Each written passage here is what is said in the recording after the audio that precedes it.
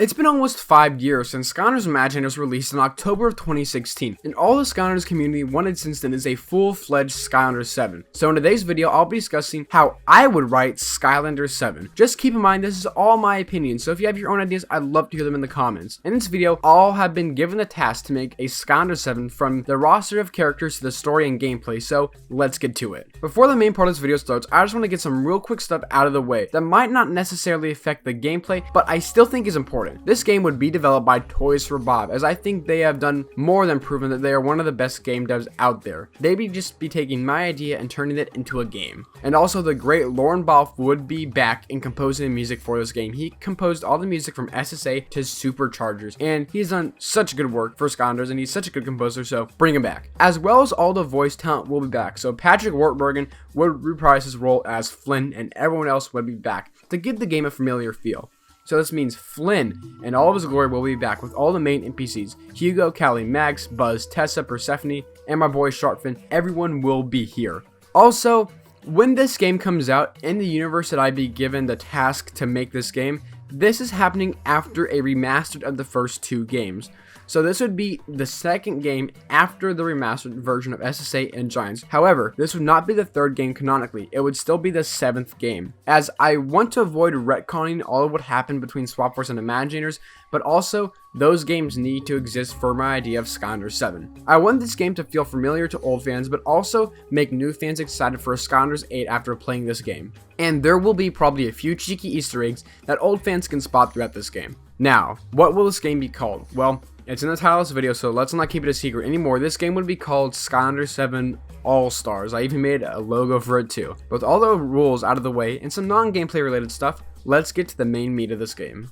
So as you can tell by the title, this game would be a game with a roster of all old Skylanders. However, I'm going to take the Superchargers approach to this and have all the returning Skylanders have new redesigns and new upgrades. Each of the original 8 elements will have 5 old Skylanders in it. However, sadly, once again, Light and Dark will be short-handed, having only 3 per element, because there's only ever 5 Skylanders in each of those elements. This would give us a total of 46 Skylanders, the most new Skylanders out of any roster, so yeah, a lot of Skylanders to collect, but I love that. This game would not have any magic items or traps or accessories, but there will be 5 level packs that will give you a DLC level and 2 Skylanders with it, which will be $15. All 1-pack Skylanders will be $7, and all triple pack Skylanders would be $20. Now, for the roster of characters, this is a long roster, so let's get to it. From Magic, we have obviously Spyro, Pop Fizz, Trap Shadow, Enigma, and Pinata.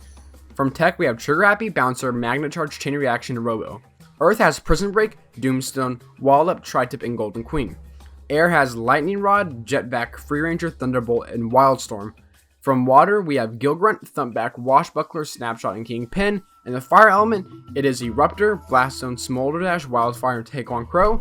In the Undead element, it's Chop Chop, Eyebrow, Grim Creeper, Crib King, and Wolf King. The Life element has Stealth Elf, Tree Rex, Bumbleblast, Thrillipede, and Chomping Mage. The Dark has Blackout, Starcast, and Hoodsickle. And finally, from the Light element, we have Nightlight, Astroblast, and of course, Blastertron. Obviously, this roster is all my discretion, so if this were actually a real thing, Toys for Bob would probably do some different picks. But remember, this game is entirely being made by me just into a game. Quite the roster, and if you forgot it all, then here I made a pretty bad poster of them all, but this is the All-Stars. Okay, so we have the theme of the game and the roster of the game, but now let's get to the story of the game. So the last we saw of Chaos, he was stuck in a jar with Glumshanks at the academy. Chaos somehow needs to find a way out, but I do not want to do this in a way that retcons what happens in Imaginators, but I also don't want to take the cheap route and not even explain how Chaos gets free, so this is how I do it. The game would take 1 year after the events of Imaginators, and everyone's chilling at the academy, and then all of a sudden, the sky turns dark green, and a dark green mist goes around the entire academy and passes right where Chaos would be. After the sky turns back to blue, the Skylanders go to check on Chaos and Glumshanks, but neither are there. The Skylanders tell Eon about this, and he's obviously not pleased. In a cutscene we see after this, Eon is very scared since the darkness is no more. Some evil force had caused this that he doesn't know about. But Eon says it's something in all of his years that he has never ever seen. The next cutscene plays and we see Chaos back at the castle with the green floating mist swirling around him and talking to him. We don't actually hear who it is, but the green mist tells Chaos that he's in charge now, and if Chaos tries to overthrow him, it will not go well for him. Then he leaves Chaos and Glimshanks all by themselves in the castle. After this, we get one more cutscene at the academy, and Eon says that he's picked out the best of the best Skylanders to find out who took Chaos and what this new evil is. The team he picks out is obviously the roster I just mentioned a while back. Now we get into the game, and guess what? Elemental gates are back, baby, and you don't need an all-star to open them. You can use any Skylander of that element to open them up.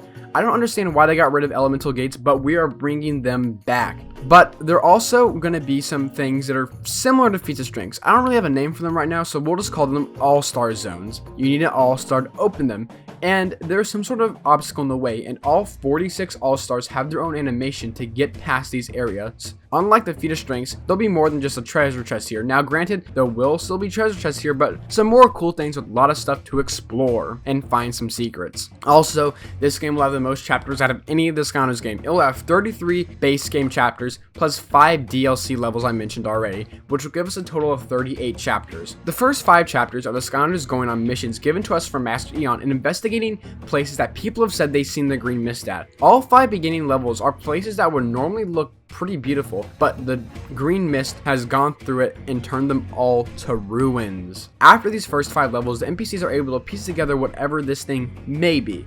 They read from old books about an old myth, and this old myth has a name, and his name is Malefor.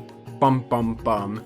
Of course, we know who that is, but the Skylanders don't at this time. Even the brain, who was an ancient, said that he has not heard of this and always thought it was a myth. One of the other ancients could have created them, but he's not for sure. After all, the ancients just made Skylands, not really anything after that. So the next step is in chapter 6, and we go to the Outlands, a place that I've always wanted to see in Skylanders again.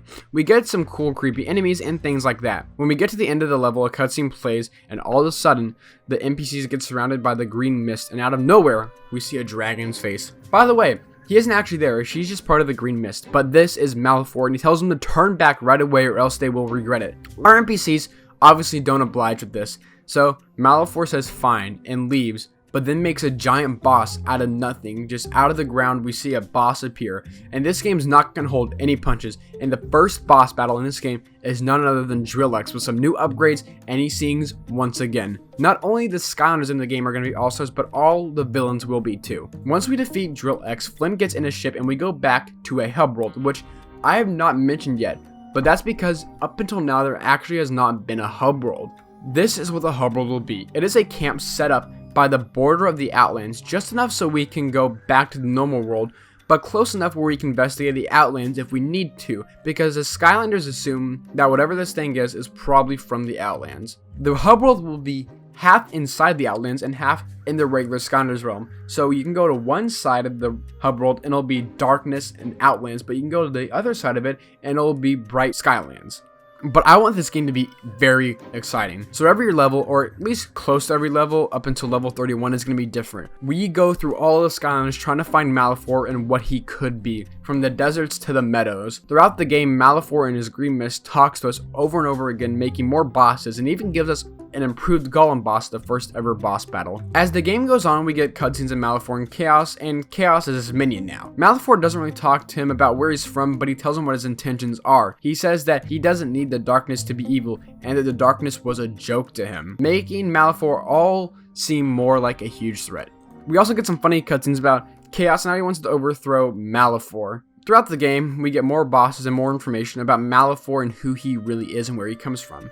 But not all that much at the same time.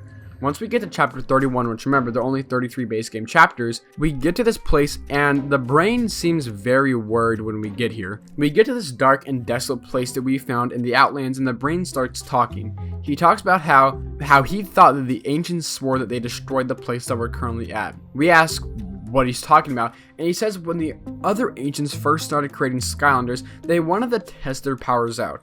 They wanted to make a place to see if, even though they made it, their powers would still not work there. It's kind of like that old paradox. If God can make a boulder that not even he could hold up. They wanted to see if they can make a place with their powers, but their powers couldn't work there.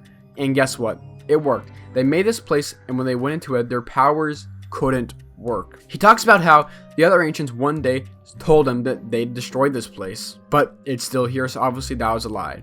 The brain shows us, and indeed, his powers are worthless. However, the Skylanders can still use their powers because they are not the Ancients. The final 3 levels all take place in this weird area. The brain thinks that this is where Malefor has been because no one else knows about this place besides him and the Ancients. The second to final boss fight is none other than Chaos, and we get even stronger powers from him. And he's a pretty hard boss fight, but once we defeat him, Malefor flies in. He tells Chaos that he is a disappointment and throws him over by the brain, and Malefor says that he really tried to help Chaos, and says that we will see him soon again, and then we fly away. Chaos tells us that he hates the Skylanders, but he hates Malefor even more, and wants to get rid of him. Chaos says that Malefor never treated him with any respect at all, and he always thought that he was better than everyone else. Obviously, this is funny because it's coming from Chaos, but Chaos wants to help us defeat Malefor, so we bring him with us. We go through one more final level with all sorts of never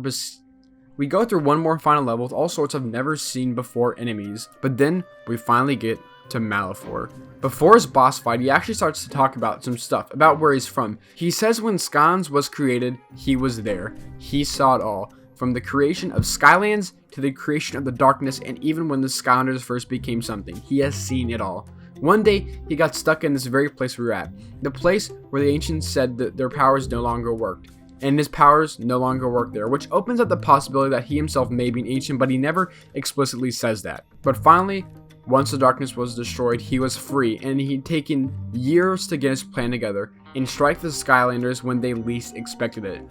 With all that, the final boss begins. This is by far the hardest boss battle the series has yet to see. This battle doesn't get any easier as it goes on, and it gets harder and harder. But once it's finally over, Malefor is shocked that you beat him, and screams out as green mist forms all around him, taking him over, and then Malefor disappears and is no more, with only one of his scales remain. The brain takes it for research, and we look behind us and Chaos is nowhere to be seen, opening the door for a Skylanders 8. When we get back to the academy, Eon tells Hugo that they should write down in the old books that Malefor is not a myth. And then the game ends with all the NPCs and the All-Stars on one big cutscene with Flynn leading them, saying boom, all together. And then after that, Eon gives us the usual spiel about how we've done it and the journey with our Skylanders and the All-Stars have only just begun. And that's it. That's how I would write Skylanders 7 or Skylanders 7 All-Stars. Now, obviously, I couldn't explain every single detail of the story as there's 38 chapters in this game, but I got the main gist of it down. I hope you guys enjoyed this idea of Skylanders 7, and if you have your own ideas for Skylanders 7, please tell me in the comments below. I love to hear, ideas for Skylanders 7, because hopefully one day we'll get that Skylanders 7 game. We can only hope now, guys.